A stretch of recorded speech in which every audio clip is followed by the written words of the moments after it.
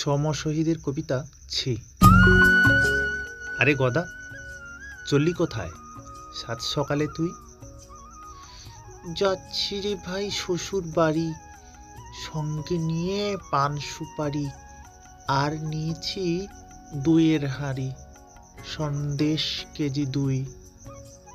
মাছটা বড় পেলাম না রে, পেয়েছি যে এই বাজারে, বাধ্য হয়ে নিলাম তারে 6 কেজি 1 রুই। শ্বশুর খাচ্ছেন এত কিছু, বাবা খাচ্ছেন কি?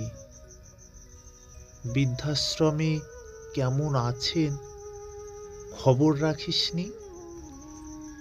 কুলাঙ্গার এক ছেলে রে তুই,